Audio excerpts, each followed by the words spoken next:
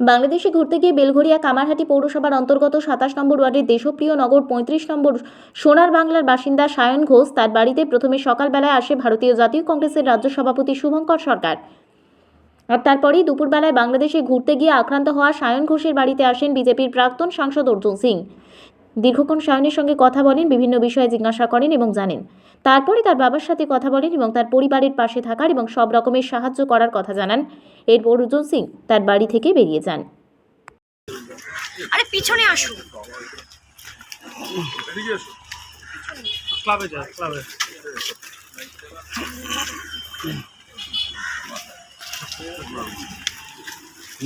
ভালো ছিল। চলো দিতে পারো। হ্যাঁ ঢুকুক আগে ঢুকুক আগে। এখান থেকে লেগে আমার বন্ধু আর পুরো রকমের কি ধরে রেখেছিলাম সিচুয়েশনটা। ওর মধ্যেই অনেক এলাকার মানুষজন জড়ো হয়ে যায়। আর যখন মাঠ ছিল তখন চিল্লাট করে, কারণ কিছু মানুষ ছিল আগে থেকে, ওরা কেন বাঁচাচ্ছিল না আমি জানি না। ওরা চিল্লাচ্ছিল ইন্ডিয়ান হিন্দু এখানে কি করতে এসছে, কে মারে কে মার, এইভাবে চিল্লাচিল্লি করছিল, ওরা মা লিঞ্চিং করছিল। তো ওই মুহূর্তে যখন লোকজন জড়ো হয়ে যায় ওরা তখন পালিয়ে যাবে, দেখছি এত লোক জড়ো হয়ে গেছে, কেউ তো থানাতে বলছে ভাই মারছিস কোনো কারণ না, তখন ওখান থেকে পালিয়ে যাবে, বুঝেছো ওদের কিছু হবে। তারপর আমাকে ওর বন্ধুর ফ্যামিলি আমাকে বাড়ি নিয়ে যায়, সেদিকে হেল্পলাইন না হলে ওখানে 100 ওখানে কি বলতো কল করি, ওখানে 1 ঘন্টা ধরে শুধু কলই করে যায়, না অ্যাম্বুলেন্স পাঠালো না পুলিশের গাড়ি পাঠালো, উল্টো আমাকে জেরা করছে তুমি কি করতে এসছো, তোমার সঙ্গে বন্ধু কিরম বন্ধু কিরম সম্পর্ক, কোথায় দেখা নানান ভাবে মানে এমন ভাবে জিজ্ঞাসা করছে ভিসা দিয়েছেন বলেই তো ও গেছে, আর তো যেত ভিসা না দিলে তো ও যেত না। দিয়ে যাই হোক, দিয়ে আমি ভাবলাম যে পুলিশ থানায় যাওয়া এখন ভালো হবে। থানায় গেলাম, শ্যামপুর থানা সবচেয়ে কাছে ছিল, বাবার বাড়ি অঞ্চল ছিল জুড়ে ঢাকা, শ্যামপুর থানা কাছে ছিল, ওখানে গেলাম।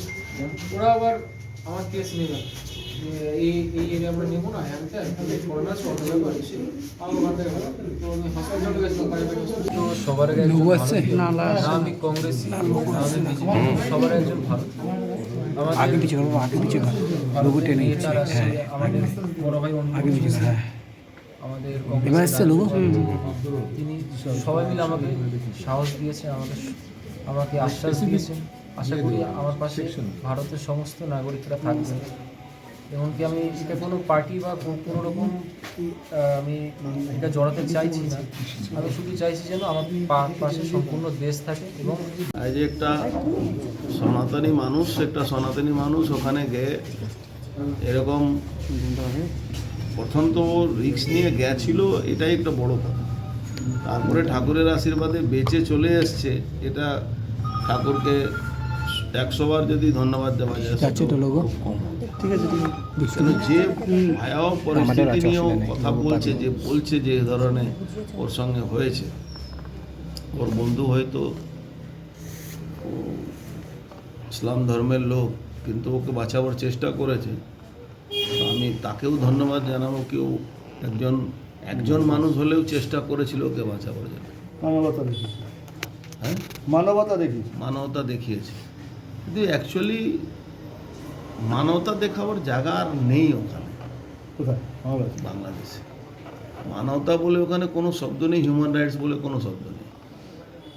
যেখানে স্টিচ করাবার জন্যে মানে যতই শত্রু হোক, ভারতবর্ষে এমন কোথাও ঘটনা ঘটবে না যে শত্রু হলেও যদি উন্ডেড আছে তাকে হসপিটালে নিয়ে যেতে স্টিচ করতে দেবে না, হসপিটাল ঘোরাবে। এই ধরনের মানসিকভাবে ওখানকার মানুষ বিকৃত হয়ে গেছে। এই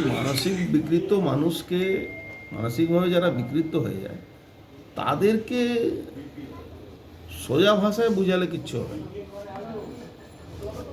এবার এই ভাষাটা কি হবে, সেটা যে লেভেলের ব্যাপার আছে সেই লেভেল তো আমাদের নয়।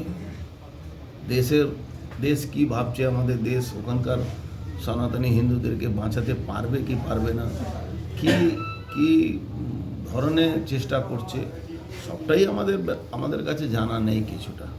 গতকাল পেট্রাপোলে আপনারা মিটিং করলেন। দেখুন, আমরা পেট্রাপোলে মিটিং করে একটা যে সামাজিকভাবে কূটনীতিকভাবে একটা বাংলাদেশ সরকার উপরে প্রেশার দেওয়ার একটা চেষ্টা চলছে। আমরা 24 ঘন্টার জন্য যে এই দেশ থেকে ওই দেশে জিনিসপত্র যায় সেটা বন্ধও করিয়ে দিয়েছিলাম। আমরা সব রকম চেষ্টা করছি, কিন্তু এটা আন্তর্রাষ্ট্রীয় ম্যাটার হয়ে গেছে।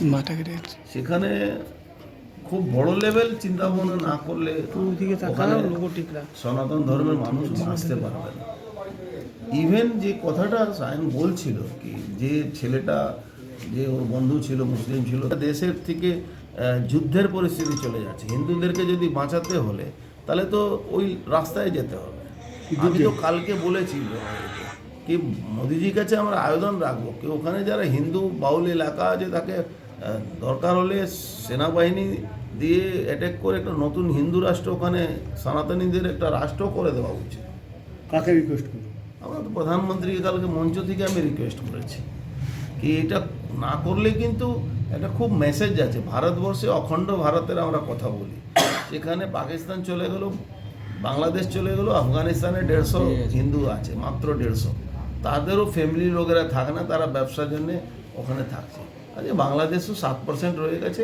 আগামী দিন এর পরিস্থিতি থাকলে পশ্চিমবাংলাও ওই অবস্থা হবে। দাদা, আমাদের যে বাংলাদেশ দূতাবাস আছে সেখানে রিসিভ পর্যন্ত করে দিল না, একটা অভিযোগ জানাচ্ছে। এগুলো ওরা মানুষ না, ওরা জানোয়ার হয়ে গেছে। একবার জানোয়ার যে হয়ে যায় সে তার থেকে কোনো জিনিস আপনি আশা রাখা উচিত না। ওরা জানোয়ার হয়ে গেছে।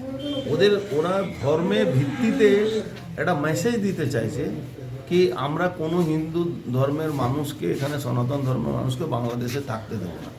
আমার খুব সন্দেহ আছে আমাদের চিন্ময় প্রভু প্রাণ নিয়ে যে কোনো মুহূর্তে তারা জেলের মধ্যে যেভাবে ক্রিমিনালদেরকে ছেড়ে দিচ্ছে, যেভাবে ক্রিমিনালদেরকে করে দিচ্ছে, যে কোনো মুহূর্তে যে কোনো ঘটনা ঘটাতে পারে। আসুন আশঙ্কা করছি। ঠিক আছে।